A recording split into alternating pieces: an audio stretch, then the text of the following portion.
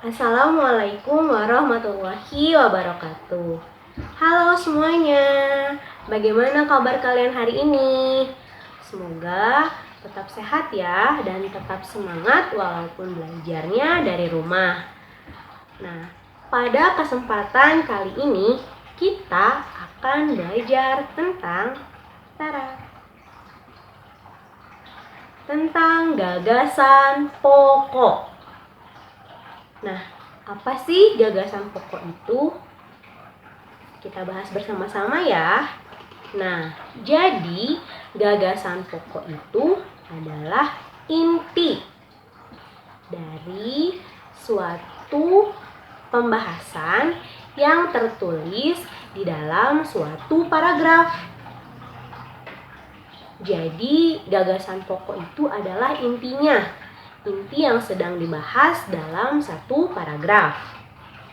Nah, gagasan pokok ini juga sering disebut sebagai gagasan utama atau ide pokok. Nah, kenapa kita harus memahami gagasan pokok?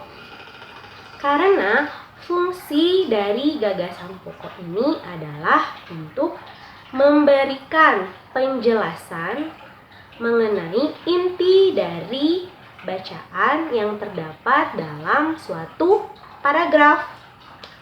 Seperti itu ya. Nah, dan ternyata gagasan pokok ini terdiri dari beberapa macam. Yang pertama ada gagasan pokok yang terdapat pada awal paragraf atau deduktif.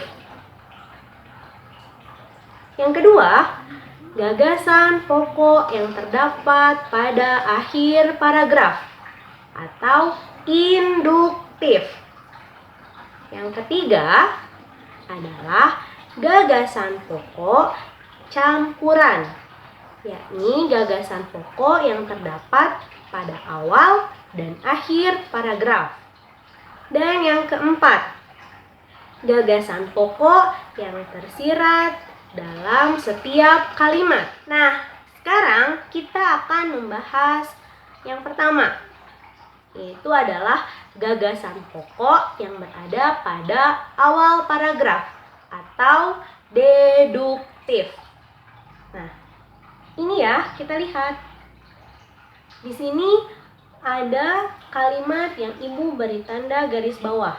Nah, ini adalah gagasan pokoknya. Jadi gagasan pokoknya itu berada pada awal kalimat. Seperti ini ya. Umum ke yang bersifat khusus. Kemudian yang kedua.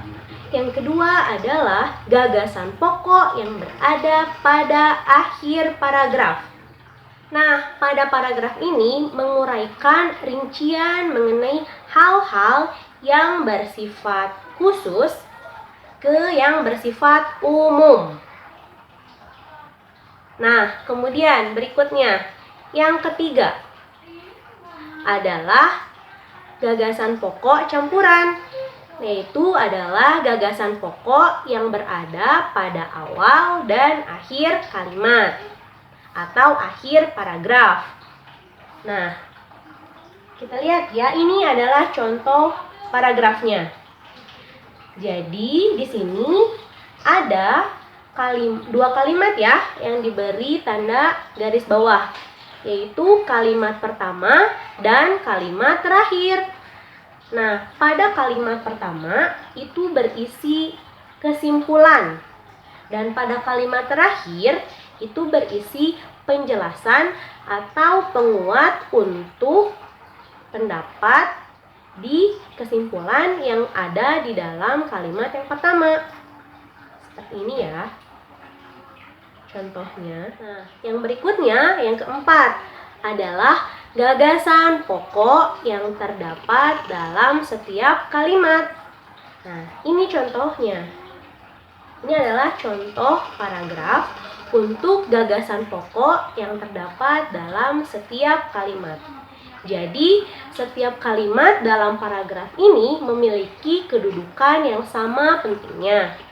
Berikutnya, Bagaimana cara menemukan gagasan pokok? Yang pertama, kalian baca setiap kalimatnya. Pahami apa yang sedang dibahas.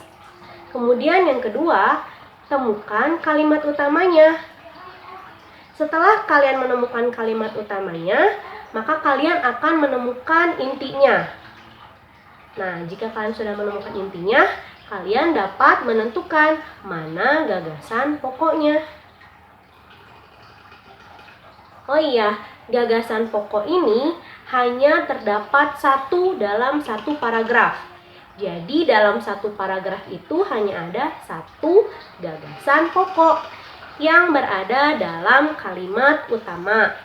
Nah, kalimat utama itu adalah topik.